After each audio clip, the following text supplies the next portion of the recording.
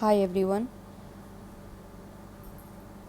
I would not like to introduce myself because that takes up too much time and I want to dive in straight into the topic. So, right now, what I am displaying on screen reads as Kanji o Oboe Masho. The meaning is let's memorize or let's remember kanjis. To anyone who can understand why this has been phrased the way it has, it could be pretty obvious as to how it's almost the shortest way to explain what the objective of the video is. But to anyone who's not familiar with this, I'll go ahead and tell you a brief background of what learning Japanese, either formally or for fun, usually entails. So, as we all know, Japan is this fascinating country which a lot of people develop obsessions for, usually because of anime, sometimes because of other Japanese things, sometimes because of movies which depict this exotic land of warriors with exotic ways of doing things, exotic clothes, and really nice sounding names, etc. But most of us usually become familiar with this place and this entire culture, this part of the world through anime. And one of the greatest struggles that any anime fan usually has to engage in is not being able to read much of what is displayed on screen unless it is displayed in English, which also is not entirely uncommon. But let us say, for example, anime like Naruto don't have a lot of things in English. They usually have a lot of Japanese characters here and there, and people usually find it, or at least people like me, would find it a little bit frustrating to not be able to know what is displayed on the screen so prominently for meant for people to read, but we are unable to read it. So then this in turn leads to what is a curiosity. This in turn leads to people wanting to learn Japanese to whatever extent, and some of us who end up pursuing that particular desire learn Japanese formally, and that is when we come to realize that anime is fine and it's all interesting, it makes you want to learn Japanese, but the actual task of learning Japanese is much more difficult than what one might have previously imagined. So one of the most difficult aspects of learning the Japanese, aside from the obvious difficulties of finding a native person to practice with, happens to be this really strange writing system, which for the most part doesn't exist in much of the world. I imagine, barring some East Asian nations, most other countries have a fairly straightforward system of writing where there is an alphabet. You have anywhere between 20 to 40 characters, and you use those 20 to 40 characters to form every single word that can be created in that language, that can be used in that language. And basically a thing like spellings come into picture. So once you have memorized the characters, all you need to focus on is spellings. So most languages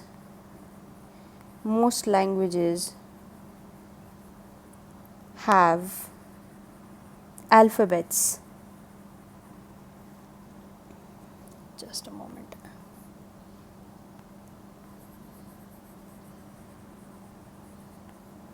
So something like your ABCD would be the alphabet of the English language, and so on and so forth for other languages.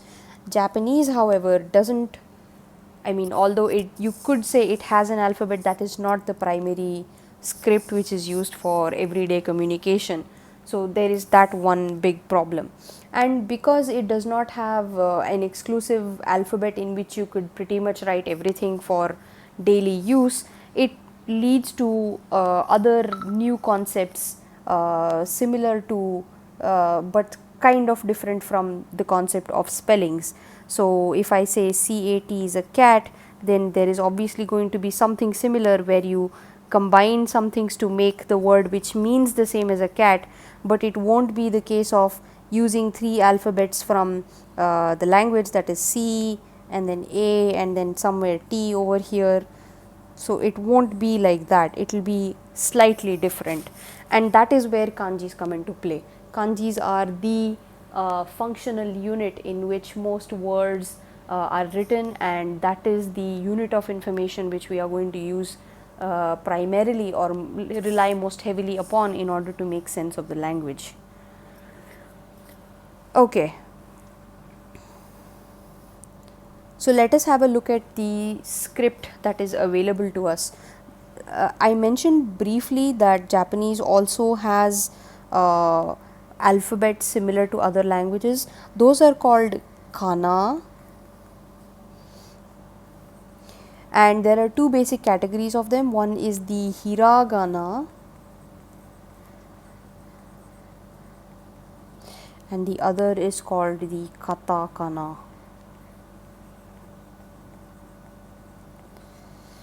So hiragana, these, the first set of characters, this word here belongs to this first set. This is hiragana. There is another set that I have mentioned here, katakana, which is used specifically for loan words and sometimes to express onomatopoeia. And to anyone who is familiar with the comic version of anime, that is manga, you will be able to see several sound effects written on the side of any panel in katakana, most commonly katakana. So while hiragana and katakana pretty much function like our A, B, C, D in English, those are not the primary scripts which we will be using. Katakana is of course special. You use it only in certain circumstances to express certain kinds of words. So for example, words that have been borrowed from the English language, that they will write it in katakana with slight modifications, and barring such word usages, most everything else is written with the third script, kanji, which is basically the topic of this video, and any supplementary characters are usually from hiragana. So apart from kana, you have, as I said, kanji. If I had to write kanji in kana, this is what it would be like. But as I had written in the title slide, if I have to write kanji in kanji, it would be something like this.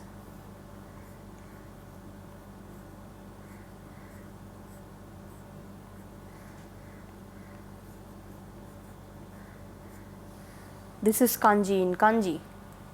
And most of the time, or if anyone who has seen electronics instruction manuals, you will find a section which usually has characters that resemble this, lots of lines, lots of angular characters, and not things that do not actually look like these, that do not really resemble a simple alphabet. So those rather this system, this is the most common and most prominently used writing system, and usually it is supplemented with kana wherever necessary, and you will find words like oboemasho, which was there in the title slide, which is a combination of both kanji and kana. So here this is hiragana and this is your kanji.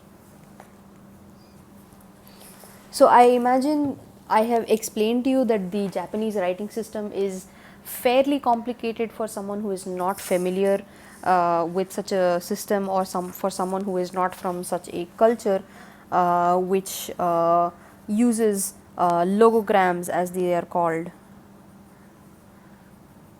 sorry, logographs as they are called. So for languages that do not rely on logographs and which usually rely on the typical alphabets, this system can be a little difficult to get used to. So okay, let's try and understand what the purpose of each of these logographs is. How do they function? What does it mean? What does each of these two characters, if I mean, there could be people who think that this is one character, but it's actually two characters. So let me show you the distinction.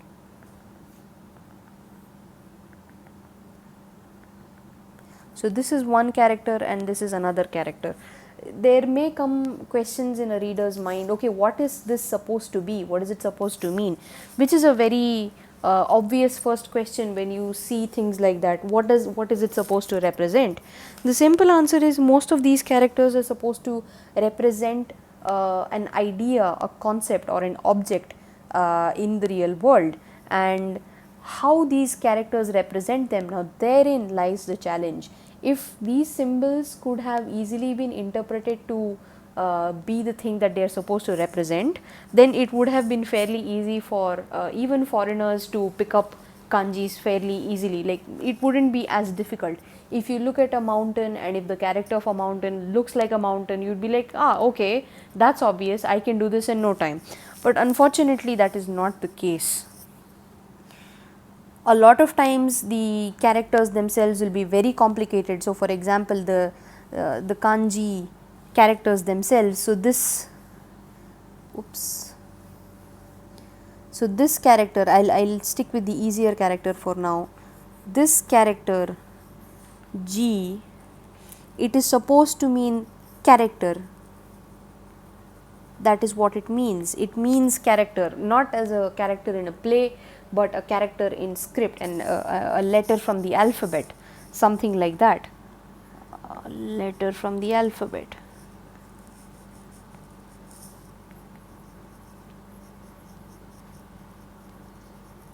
This is just an example, but this is what this character is supposed to be. This thing represents this thing, but then that makes you wonder, how is this supposed to mean this?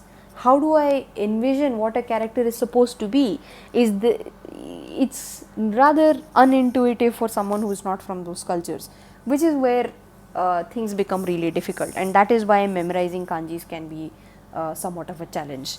To really hammer home this point of some characters being obvious whereas others are not, let's have a look at some things that we are able to observe in nature. So let's have a look at let's have a look at fire. So here this is obviously fire, we can all tell that it is fire. So how can we represent fire? Okay, so let's see. This is these are flames, so there's some more flames here, and then you have sticks here, and then you have some sticks here. So you could sort of see this as being representing fire. So let me use a slightly thicker brush to show you what I mean. So this is a flame, this is another part of a flame, this is another part of a flame which is also extending into the wood that has been used to set the fire. So then this is the character for fire. This is the G, the moji as you call it, but this is basically the character for fire. Yeah, that's fire. Again, let's have a look at some other examples. So let me use this blue pen to show you mountains. Unfortunately the label of free stock photo is right there in the middle, but there are you could possibly see 3 peaks in this picture. So there is this one peak here, hold on, let me just make it a bit fatter. So there's one peak here, then you have one peak here, and then you have one peak here. This is a symbol for mountain. So again, let me switch back to white and really show you what I mean. This is supposed to be a mountain or a hill, and the character is this. Yeah, this is the character. This one in the middle has to be slightly longer, so if I have to write it properly, it's like this. Let me redo that again.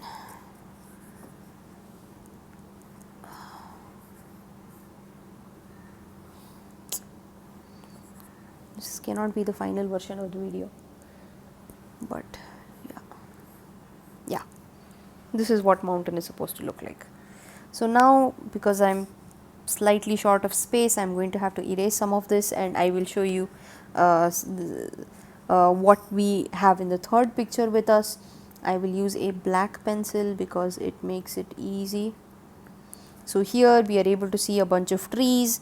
Let us say that there is roots underground. So it's something like this. If I take this tree for example, this is the ground level. This is the ground level. This is the yeah.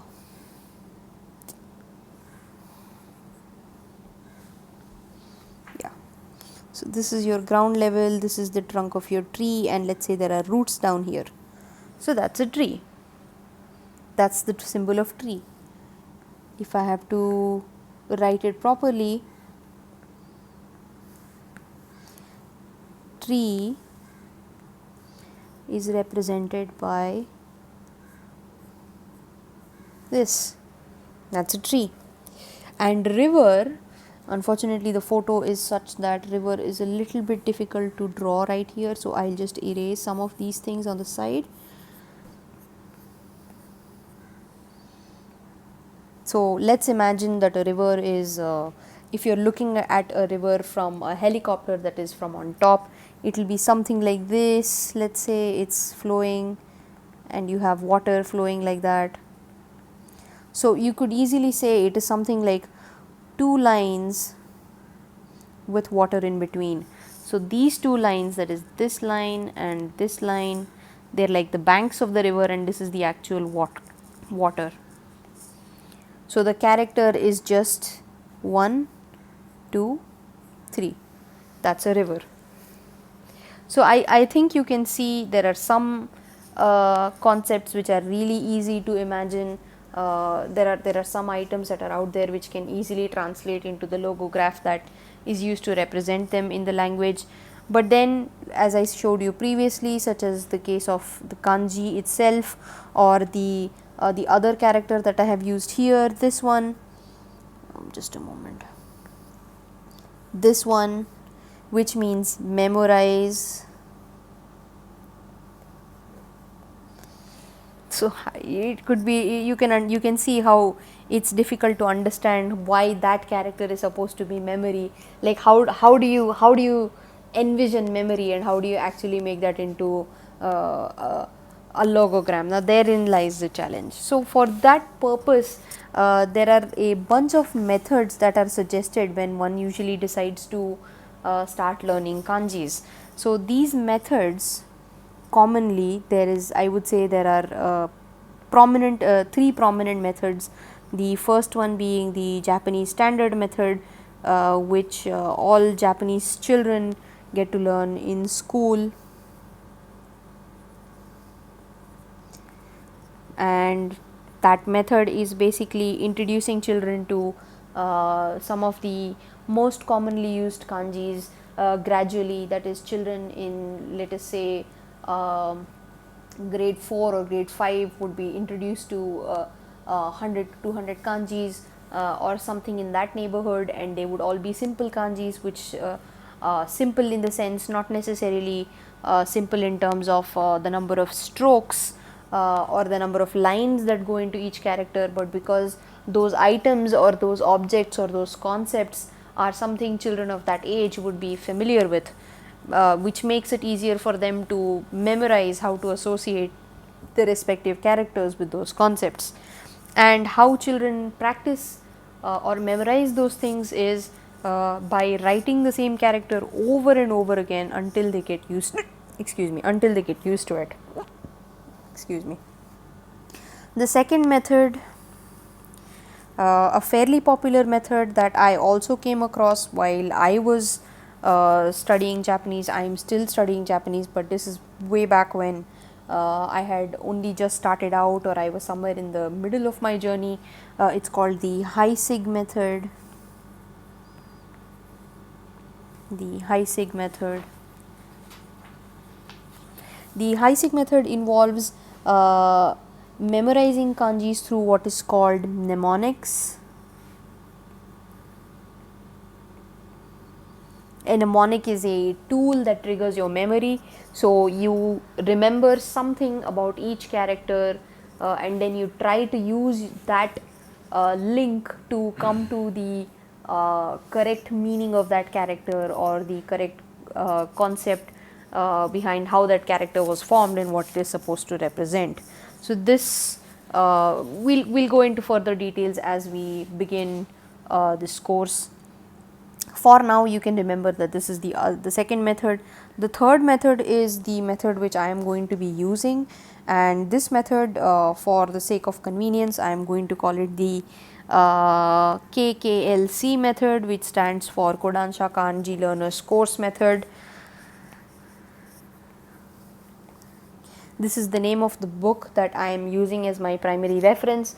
The method followed by this book is slightly different from the first and second one, and I will go into further details now. So as you had probably noticed when I wrote the kanji for kanji itself, I'll write it again for the benefit of everyone. So please give me a moment. So this character, and let us say I'll write the whole thing. So these two characters, this kan and this G, these two characters are themselves composites of other characters. So to break it down further, if I use the kanji character of only kan, let me rewrite it slightly bigger so it's easy. So I'll make it a little bit larger. So this, and I will use, okay, so this one single composite character is made up of several components. So let us say this is one component, this is one component, and this is another component. So there are three components to this. I am just simplifying it down. I am not saying this is the final, these are the actual components that go into it, but for ease of understanding, for now let us understand that these are the three components that are there. So each of these three components themselves have some meaning. So 1 has a meaning, 2 has a meaning, 3 has a meaning. Sometimes 1, 2 and 3 are simplified representations of something else. That is, just for your information, 1 is supposed to be water. The character for water does not resemble that at all, but usually all symbols which have these three lines that go 1, 2, 3, they usually have something to do with liquids, usually,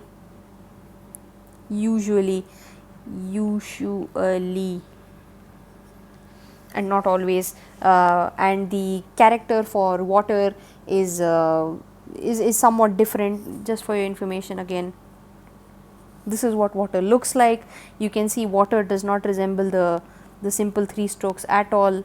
It's really a wonder how it became shortened to that. But anyway, the point being, each of these components themselves have some meaning, and those meanings together are combined to finally arrive at the composite meaning. That is,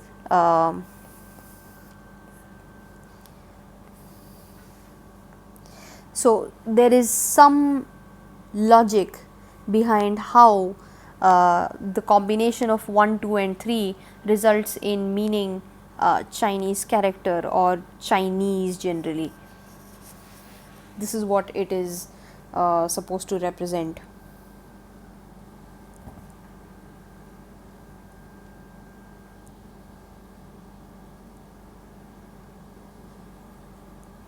So this is China, and also represents Chinese when it comes with another alphabet. So if we go back to what we have learned so far,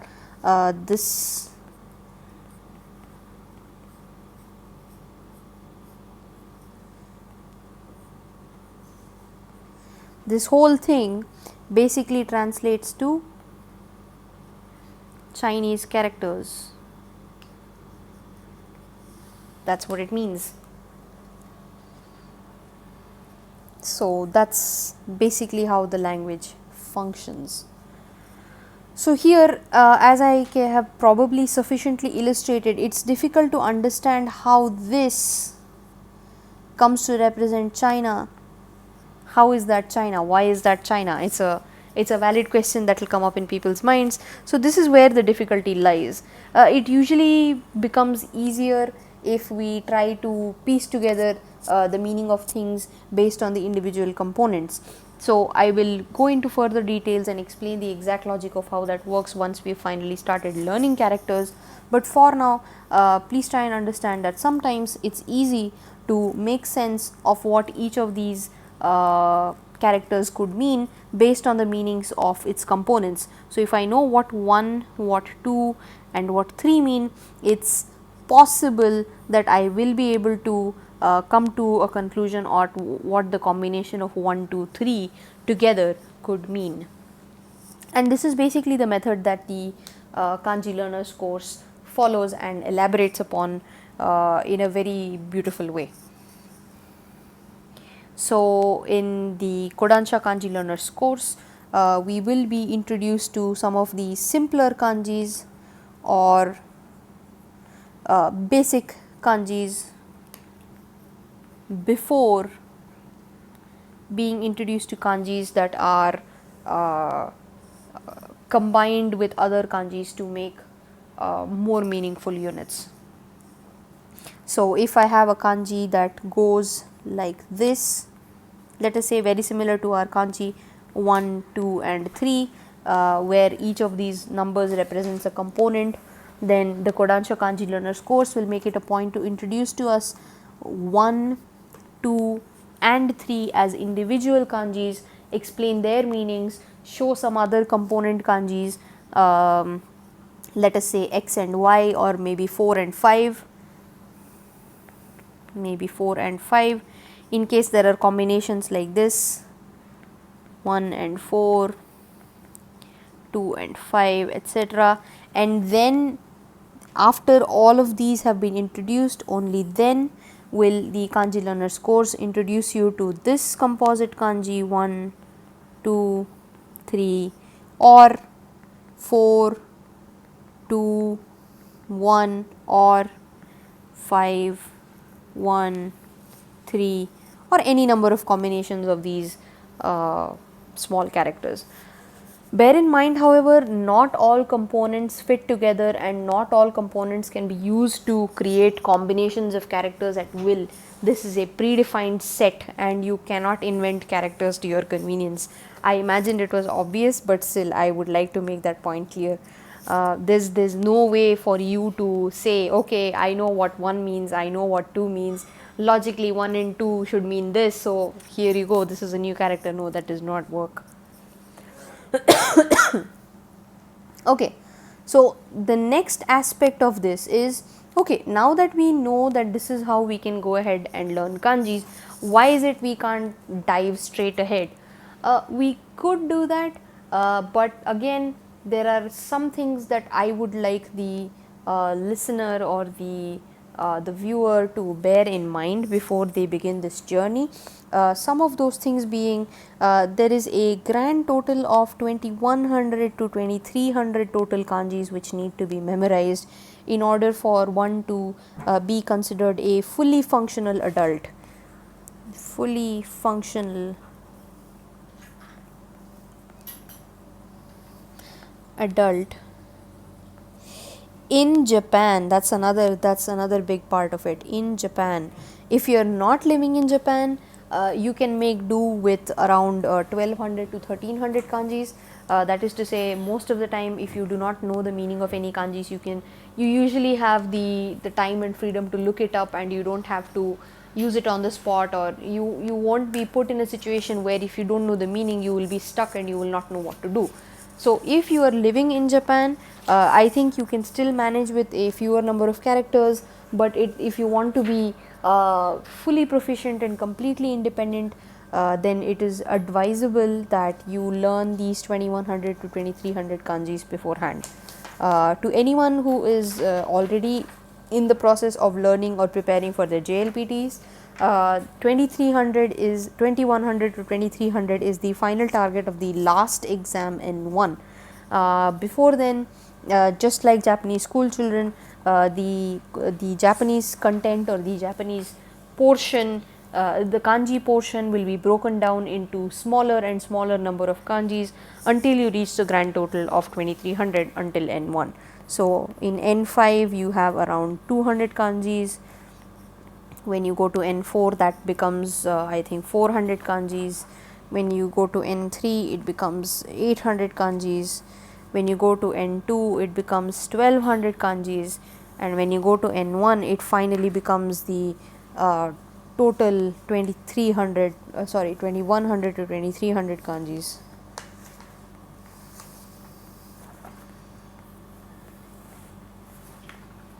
So this is how the progression goes. So in this, if it was not already obvious, let me reiterate. The method that I am going to follow now, the Kanji Learner course method, is not going to be in this sequence. We are not going to learn the basic N5 200 kanjis first, then add another 200 kanjis of the N4, then add another 400 for N3, and so on. This is not going to be the method we will follow. So anyone who is looking to practice kanjis for their Japanese JLPT exams only, this is probably not the best way for you to go about it. But if you are of the opinion, or if you are of the mindset that you don't want to go through the N levels in sequence, and you want to, if you're really ambitious and if you really think you can do it, if you want to directly appear for N1, then this is probably something you could use, and you could find it easy to appear for the N1 exam, at least on the characters and alphabet part of it. Of course, grammar and listening, and there's a lot of other things to learning a language. It's not just learning the script. There's a lot of other things that go into it. So granted that you will have to study for those things, and if you have studied for those things, and if kanji is the only thing that is holding you back, then this is one way to do all the kanjis in one shot from beginning to end. This will complete your entire list of kanjis. Again, another tip or another note, this is not really very important, but still I will say it anyway. This 2100 to 2300 total is the number of characters that the Japanese government has prescribed for all adults. If you are able to recognize 2100 to 2300 kanjis, you are fully literate in Japanese. Although this is not the complete list, not complete, and by that I mean this is not the comprehensive list of all kanjis that are in use today. The 2100 to 2300 kanjis are the ones that you will have to adhere to when you are talking about let us say instruction manuals, documents, communications to regular people, things like that. But when it comes to more artistic pursuits like poetry or novel writing or any other such pursuits, then you can of course use characters which are not part of the 2100 to 2300 kanjis, and in which case that is one aspect of the art. So also there are Japanese names which sometimes use characters that are not a part of this. Of course, those are usually more obscure and it is rare, not very common, but sometimes yes, you do find kanjis that are not a part of the 2100 2300 kanjis, and those will this is one of the very common places to find such characters in use. But of course, the expectation is not for people to be able to read Japanese people's names. Sometimes Japanese people themselves usually have confusion about what a character's reading should be if one is only shown in writing another person's name, and they usually engage in asking how am I supposed to pronounce your name, or how am I supposed to read your name, and then you are told how it is to be read, and it is not a strange question. It is not a strange question. So if say my name is let's say Sherry, and if someone asks me how my name is to be pronounced, I may look at them wide-eyed and think it's Sherry, that's it, there's nothing to it. But that's not how easy or simple Japanese names can be. In some situations they do have to ask, and it is completely ordinary completely understandable, completely expected. In fact, some people even have complained about how their names are, because the readings of the characters of their name are different from what they commonly represent. Okay, moving on. Now that I have clarified the method of kanji learning, there is one last thing that I would like to touch upon before I end this particular introduction video, and that is how kanjis actually are to be used, or how what other aspects of kanjis come into play when one engages in actually learning them. So there's a couple of things. The first thing, of course, is something called stroke order.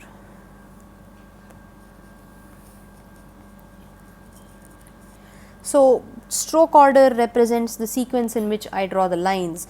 So, for example, the kanji for memorize, which I had drawn on the first slide, the order in which I have written them here, that is the order in which they are expected to be written, and the sequence of each of those strokes, because kanji was initially written with paint brushes rather than pens, so those brush strokes are what these lines represent, and those brush strokes have to be made in a specific sequence in order for the kanji to come out properly and to look the way it is supposed to look. Granted, you can always draw it any different way, but that is usually considered incorrect as a method of writing. So, that is one aspect of it, the stroke order. The second thing is, of course, reading, and here things again become slightly more complicated.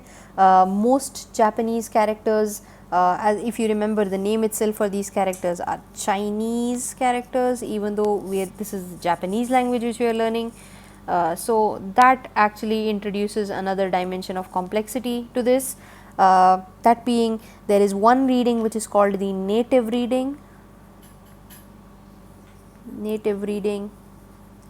This native reading is called kunyomi, and then there is the Chinese reading,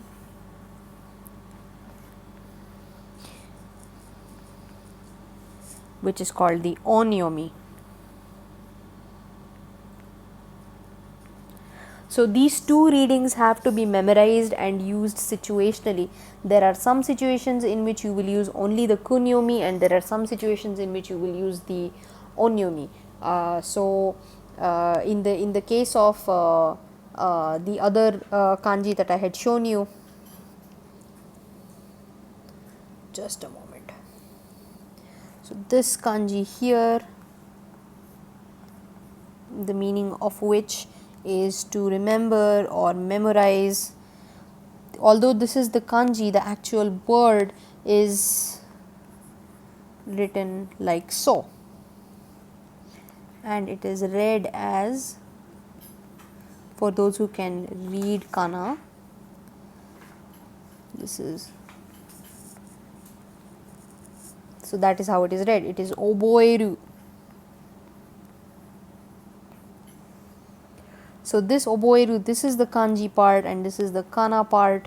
So, this reading where it can be read as oboeru is the kunyomi or the native reading, and if you write it only like this, or if it comes up in conjunction with another kanji character, then you will read it as, this is read as kaku.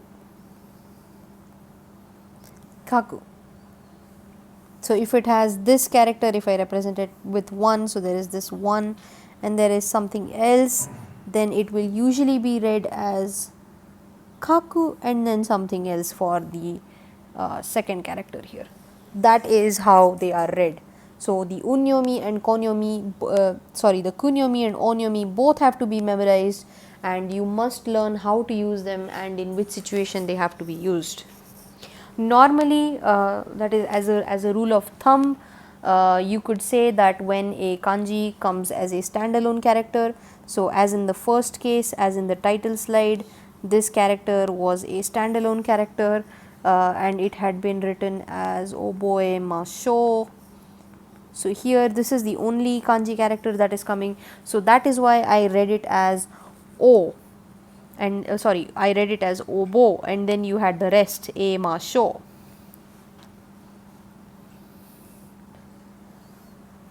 But here it was read as obo. So when the character is standalone, you read the kunyomi of it. When the character comes along with another character, you will use the onyomi of it.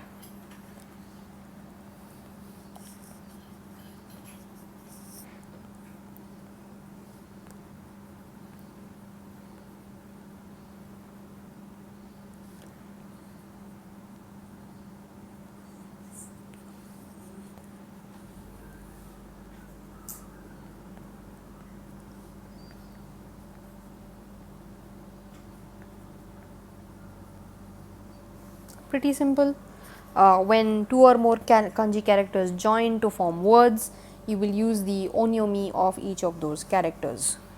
So I think we can now summarize all the things that we need to learn in order to learn the kanji. The first would be the stroke order. The second would be the kunyomi. The third would be the onyomi. The fourth would be the meaning. And the fifth obviously would be some vocabulary words that go with it. In the kanji learners course, you will also be taught a few other things. 6, that is how this particular character, how the character differs from other similar characters,